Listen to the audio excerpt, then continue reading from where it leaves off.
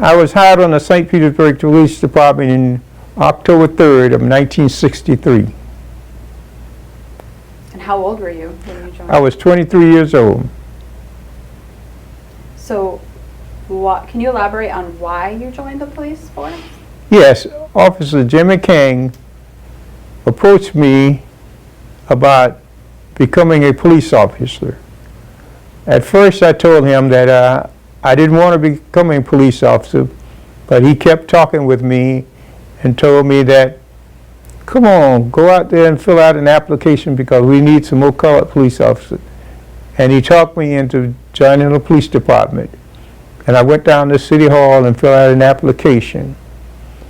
And I'm going to tell you something. When I filled out that application, the requirement was you had to be 5'8", 145 pounds. So I passed the weight requirement, but the lady that measured me for my height told me that I was a fraction under 5'8". So she told me, said, we will be opening tomorrow morning at 8 o'clock. Come back down here and I will remeasure your height.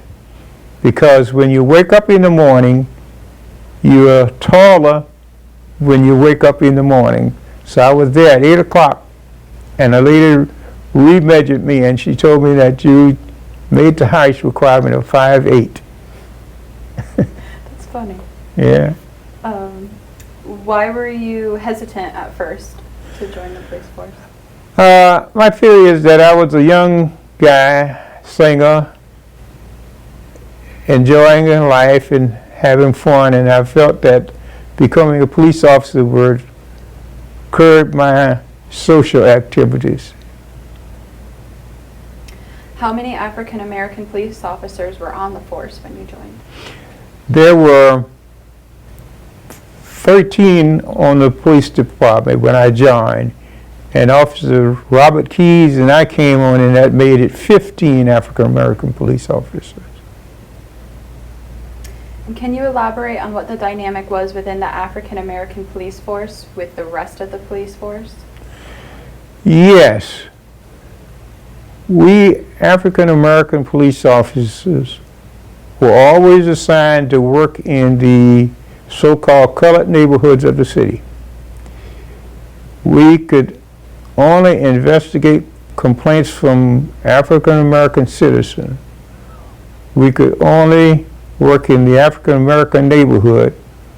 We could arrest only African American citizens. We could not work in the white neighborhood. We could not investigate complaints from white citizens. We could not even arrest whites during that time. We could not take the sergeant exam for promotion. The white police officers were promoted on a regular basis. There was one African American sergeant, and he could only supervise the African American police officers. He could not supervise the white police officers, but the white sergeants can supervise all the police officers. Could the white sergeant supervise the African American sergeant? Yes, he could supervise the African American police officers as well as the white police officers. He had authority over all the police officers. And how was the dynamic within the African American force itself, the 13 of you, or 15 of you? Well, what happened is this. During that time, we started talking about the racial barrier that exists against us. And the 12, well, what happened, let me back up. There were 15 African American police officers on the St. Petersburg Police Department. There were one sergeant, 2 detectives, and 12 uniform officers. In 1965, 12 uniform officers started talking about the racial barrier that existed against us. So we 12 officers started having meetings among ourselves to discuss the racial barrier that existed against us. And out of one of those meetings, we decided to request a meeting with the chief of police to let him know that we were not satisfied with the way that we were being treated, separately from the white police officers. So the chief met with us twice, and out of two of those, we presented complaints to the chief. And out of those two meetings, the chief did not address our complaints. So we request a third meeting, and at that point, the chief refused to meet with us anymore. And what were your relationships with the other African American officers? Were you guys close? Very close, very, very close. We were just like brothers. We were very close, very, very close. And did you all have nicknames?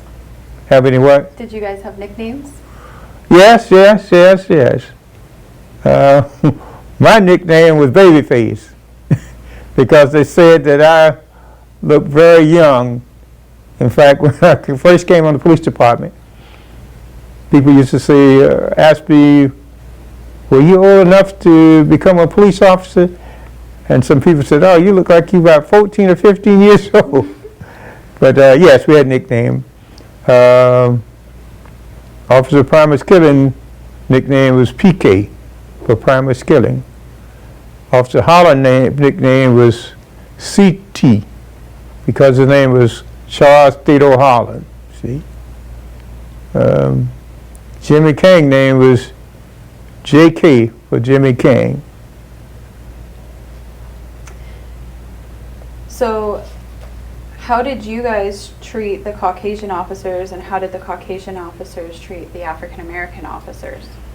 Well, we got along fairly well, but what happened is this.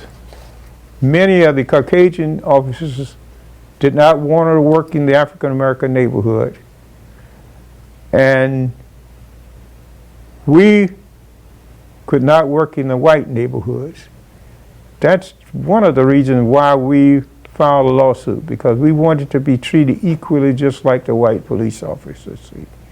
But we got along fairly good, because during that time, even we African American police officers could not work with white police officers. They would never assign us together. What was the locker room like then? Okay, good question. The locker room were assigned in the back of the locker room in a corner with our lockers all together by the back door of the locker room. And it was a close knitted locale in the locker room, see. And can you elaborate on what your daily life was like while being a police officer and being African American during that time in St. Petersburg? Yes, what happened is that I felt that we was not treated right. Whereas the white police officers could work all over the city of St. Petersburg. They could arrest everybody. They could be promoted on a regular basis. Whereas we African American police officers were always assigned to work in the so-called colored neighborhoods. It's not that we didn't want to work in the colored neighborhood, but we felt that we should be able to work all over the city just like the white police officer. I felt that we should be promoted just like the white police officer. And when I first came on the police department, the academy was an integrated classroom. That's the first integrated classroom I had ever been a part of. There were about 20-some whites and 2 African Americans on the police department. That includes, there were some police officers from Newport Richey, which were white, some from Clearwater Beach, some from St. Petersburg Beach, some from Clearwater, some from Dunedin, all of them were white. And it was only 2 of us African Americans in the classroom. And so what would happen if you witnessed a white person committing a crime?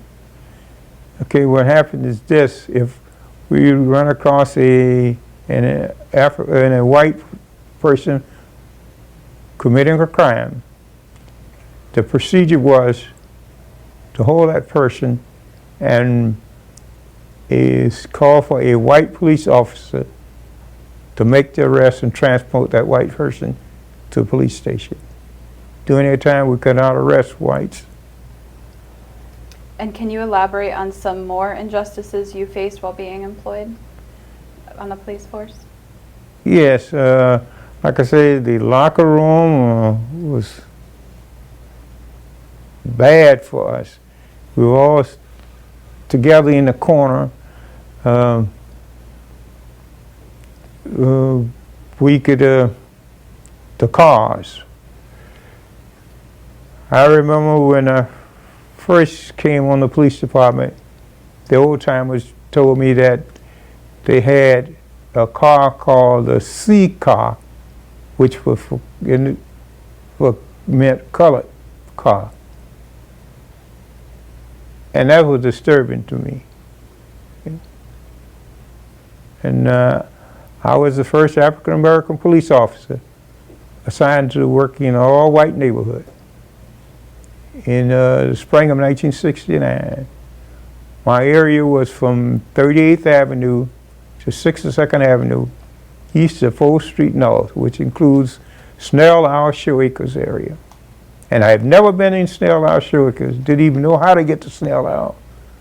I had to ask the white police officer how you get to Snell Hour Showacres. I recall I was the first African American police officer assigned to the accident van to get the training of investigating accidents. The white police officers that trained me, Officer Andy Powell, told me that Leon C., out of all the officers in the traffic bureau, and all of them are white, I'm the only one agreed to work with you. He said all the rest of the white police officers said they didn't want to work with a colored police officer. And I told him, thank you for accepting the opportunity to work with me, and you'll find out I'm no different from any other police officer. That's just a lot of stuff that we went through during that time. So what inspired you to start asking for a change? What happened when I said, we had 2 meetings with the chief of police, and he didn't address our complaints. And we requested a 3rd meeting, and he refused to meet with us anymore. So that's really motivated us to ask for a change, because we knew right then that the chief was not going to do anything about our complaints. That's the reason why we filed a lawsuit. One of the reasons, I should say. And who ended up being the leader out of the 12 of you? Officer Freddie Crawford was the leader. How did he end up with that honor? Well, Freddie Crawford was very outspoken. Freddie Crawford was the one that decided to start having the meetings. Freddie Crawford set up all the meetings. Freddie Crawford presided over all the meetings. Freddie Crawford was the one that said, let's file a lawsuit. Yeah? And so that's how Freddie became the leader. And Freddie was a great leader. And so what were some of the changes that you had asked to happen in those meetings? Okay. When we met with the chief, we told the chief that we were always assigned to work in the colored neighborhood. And we told him it's not that we didn't want to work in the colored neighborhood, but we felt that we should be able to work in the entire city like the white police officers. And the chief of police told us, and the man did not bite his tongue when he told us this. He said, the reason we colored police officers were assigned to work in the colored neighborhood, the police department felt that we colored police officers could handle colored people better. That's why we were always assigned to the colored neighborhood. And to us, we felt that was a stereotype thing. And we felt that we could handle everybody better. To add to that, we mentioned about how the lockers were structured in the police department. We also mentioned about promotions. Why we could not take the sergeant exam. And the chief said that they had promoted one African American sergeant. And to us, we took that as he was not going to promote another black sergeant. See, because what happened, that African American sergeant was in charge of we other 14 African American police officers, and he could not supervise a white police officer. See. So where were the meetings held? The meeting was held on the second floor in the municipal courtroom of the police department. During that time, they had traffic courts on the second floor of the police department, and the meeting was held at the courtroom on the second floor of the police department. And was that where all of them were held? Or Yeah, all of them? all of them were held. Now, let me clarify something. The meeting that we had with the chief of police were held in the courtroom. Now, the meeting that we had among ourselves were held at different one of our homes on Sunday evenings. And who were invited to attend those meetings? The one that we police officers were held, the only one was allowed to come to those meetings were we 12 uniform officers. Now, we invited the 2 detectives and the African American sergeant and 2 African American detectives to the meeting, but they refused to come to the meeting. And can you name the 12 of you that were at those meetings? Sure, be glad to. Starting with Adam Baker, Freddie Crawford, Raymond Deloach, Charles Holland, Leon Jackson, Robert Keyes, Primus Killen, Jimmy King, Johnny B. Lewis, Horace Nero, Jerry Stiles, and Nathaniel Wooten. And so how did the 12 of you decide to file the lawsuit? What happened, Freddie Crawford said, let's file a lawsuit. We told Freddie, said, look, man, you're putting us on the spot. We told him, said, now, you know those people can suspend us or fire us for filing a lawsuit. And Freddie Crawford said, I don't care. They ain't no good. We had a meeting with the chief. He's not going to do anything with us. So let's file a lawsuit. So we voted to file a lawsuit. And all 12 of us voted to file a lawsuit.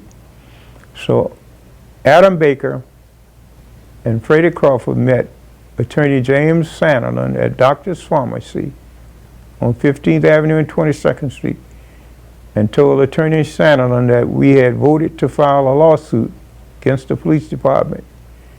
They asked him would he represent us as our lawyer. And they invited him to some of the meetings. So Attorney Sanderland came to the meetings and we talked it over with him and he agreed to become our lawyer. On May 11, 1965, Attorney James Sanderland filed a lawsuit in federal court in Tampa. On March 31st, April 1st of 1966, we went to federal court in Tampa, and Judge Joseph Leave ruled against us, and we had lost the lawsuit. How much did the lawsuit cost, and who paid for it? I can't recall how much it cost, but we 12 officers paid for the lawsuit. We were not making a lot of money, but we paid for the lawsuit. No club, no organization, no group assist us in financing the lawsuit. We wasn't making a lot of money, but we sacrificed financially for this lawsuit as well. See. And what was life like for your family during the lawsuit? Well, our families were on pins and needles because they knew we could have been fired. We could have been suspended. And note now, if we lost our jobs, we could have lost our homes, we could have lost our families, we could have lost our cars, our bills could have been unpaid if we would have been fired. So the family were very uncomfortable, but they were in our corner. And was there any repercussions of the lawsuit? Yes, we lost friendship with some of the white police officers. Some of them turned against us, which we expected. All of them were not against us. Some of them would tell us that they were in our corner, and some of them would say it secretly, but they didn't want the other white police officers to know about it. And I might add, one white police officer, Officer Bob Stokes, went to federal court and testified on our behalf how we were being treated. And that man stood up against the grain and testified for us and told the court that we were not treated fairly. And the officers that asked to be kept secret, how did that make you feel? It made me feel very uncomfortable, insecure with them, see. And I might add, during that time, some of those white officers said we should be fired.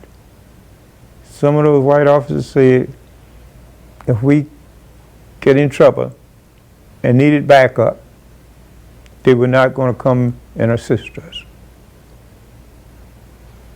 So what was the dynamics of work life and daily life while the lawsuit was taking place, like the locker room? It didn't change during the time of when we filed a lawsuit, but after the lawsuit, it got better. They changed the system assignment of the locker room. We got different assignment when we won the lawsuit. But the only thing, we didn't get any promotion because, like I stated, they didn't want for one sergeant, black sergeant. See. So you didn't win the first lawsuit? No, we didn't win the first lawsuit. However, Attorney Sandlin, after we lost the lawsuit, Attorney Sandlin told us that we can file an appeal. So we told Attorney Sandlin that we did not have any more money to file the appeal. Now note, we paid for the original lawsuit out of our own pocket. No club, no organization, no group helped us pay it for the lawsuit. So Attorney Sandlin said that he would contact the NAACP and see if they would file a lawsuit for us at no cost. So the NAACP agreed to file the appeals for us at no cost. And on August 1st, 1968, the appeals court ruled in our favor and we had won the lawsuit. And we started getting different assignments and started getting things got getting a little better for us. When you lost that initial lawsuit, can you elaborate on how you felt, what the conversations were between you and the other 11 officers? Yes, we was very, very disappointed because we felt that we had a very, very good discrimination case against the police department. And we were hurt. We were very, very disappointed. But lucky the NAACP picked up the appeals and filed it at no cost for us. And how did you feel when you won? Oh, it was very exciting. We knew that we had accomplished our goal by changing the police department. And remember, that lawsuit paved the way not only for St. Petersburg police officers, but it paved the way for African Americans in law enforcement in the entire nation. And it happened right here in St. Petersburg, Florida. See? Did the Courageous 12 have to patrol the sanitation worker strike? Yes, yeah. Can you elaborate on what that experience was like for you and how it made you feel? Well, it was uncomfortable, but I, for one, as a police officer, I try to have an open mind in policing work. I did not put my personal feelings in that job, because my theory is that if a police officer put his personal feeling in that job, he's not doing people justice. Can you elaborate on what kind of support you received from the African American community? Well, strangely enough, during that time, not many African Americans knew that we had filed a lawsuit.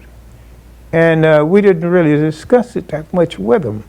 So they didn't really know that much about the lawsuit. They didn't know that, many of them didn't even know that we had filed a lawsuit. And really, you know what, when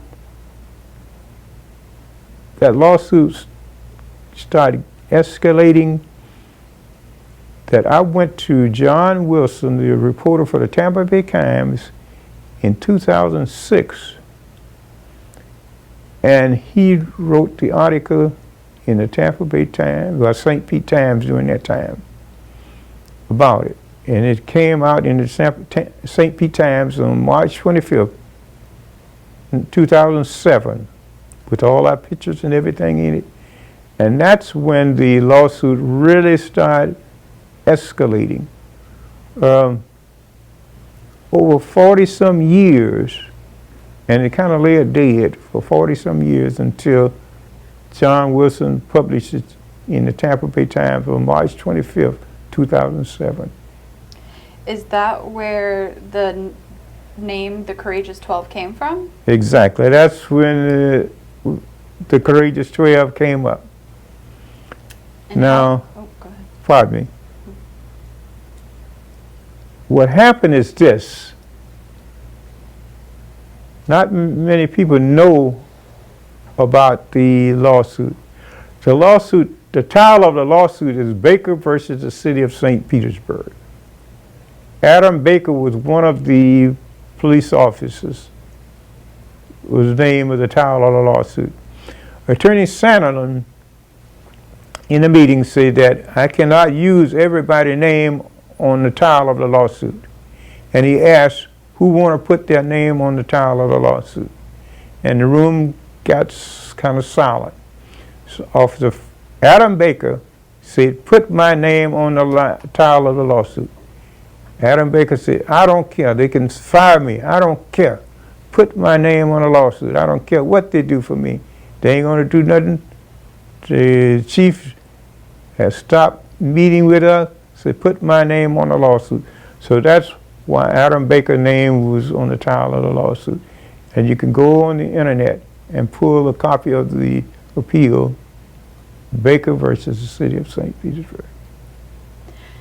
How did you feel? Can you elaborate on how you felt when you first read the term The Courageous 12? It was very fitting. I felt it was very, very fitting because we were very courageous. And it took a lot of courage to file a lawsuit because knowing that we could have been fired, we could have been suspended, we could have lost everything. And it was very, very fitting to use that term Courageous 12 for us. And can you remember a time when anyone threatened you or your family because of that lawsuit or during the lawsuit? Well, we were threatened many times by some of those white police officers at the police department.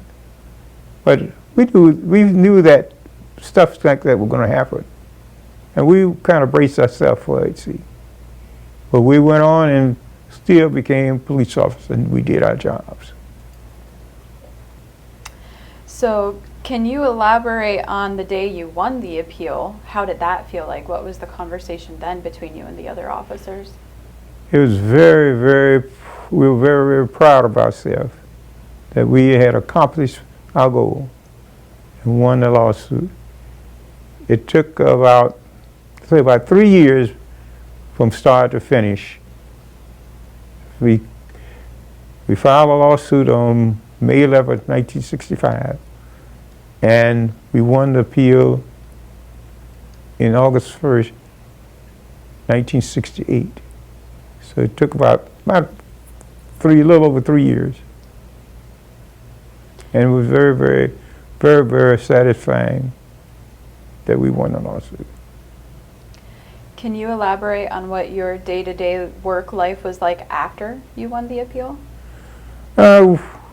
Things got better.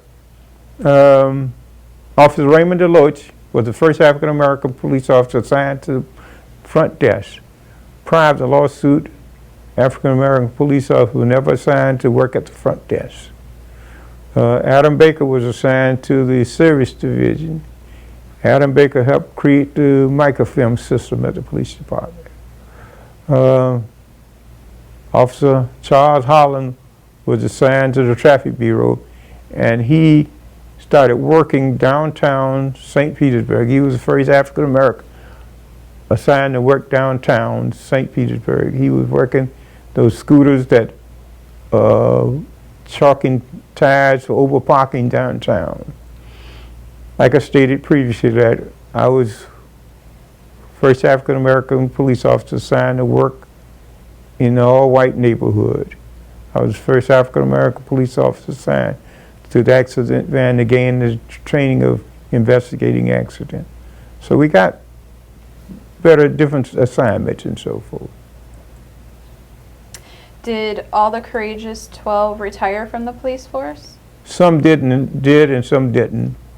But we accomplished our mission. We paved the way for African Americans, not only in St. Petersburg, like I stated previously, but we made our mark. We paved the way for African Americans in law enforcement in the entire nation. And that's a great thing to me. And what do you think the Courageous 12 means to the African American community now? We paved the way for so many African Americans in this community, not only the police department, but different other sections of the city. During that time, we were the highest ranking African Americans working for the city. When I say that, City Hall, only African Americans were working in City Hall was the one that did janitorial work, same as the county building. The court system was controlled by all white judges, all white prosecutors, all white clerks, all white public defenders, all white secretaries. There were no African American working on the fire department, no African American working on driving city bus. So we had. And we stood up and made a change for African American in this city with this lawsuit.